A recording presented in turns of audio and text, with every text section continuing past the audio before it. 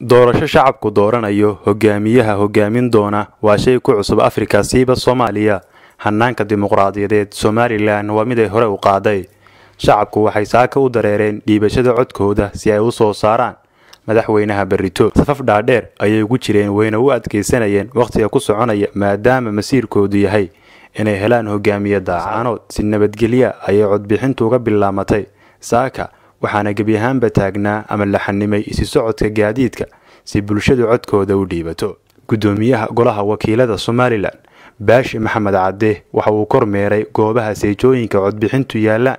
si uu indheeyo qaabkee u socoto codbixintu. aad iyo aad waxaan ugu faraxsanahay waxa weeye dadkii gaalalkii laascanood inay si fiican u qaadanayaan si nabadgeliyana ay u socoto dadkiina ay safafkii ku jiraan wax walba waxa ugu fiican waxa weeye nabadgeliyana doorashadii ku dhacday taasana guul weyn marka aad iyo aad waxaan ugu faraxsanahay dadkii inay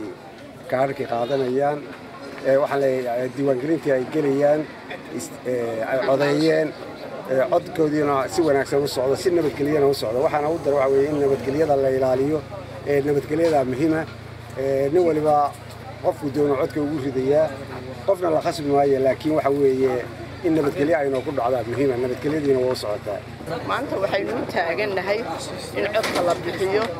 oo codka si nabadgelyo ah ilaaha raxmaanka waxaynu wadisanay inuu si fiican ilaahay inuu ku rido nabadgelyo leh dhalinyaradan waxaanu ku bogaadinaynaa iyo dadweynahaba inay codka si raganimo leh oo fiican ay u bixiyaan. Laftigaygu waxaan ahaa kormeere goobihii codeyntu ka socotay waxaana la sheekaystay shaqaalaha seejooyinka codbixinta oo iga waramayay qaabkay u socoto codeyntu.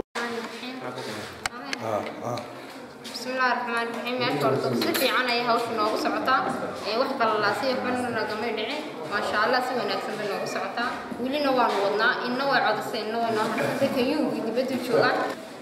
قافت هذا شو بقول كوبي كنت أقف عضينا يا شد بقول كوبي كنت كايني مكوى عدسة إنه وحكسون أنا يحوك هاي قافت وقدري إن قافت شقدي الحمد لله سلوا تلاقي بس عتا وحرب شذا ملا وحمد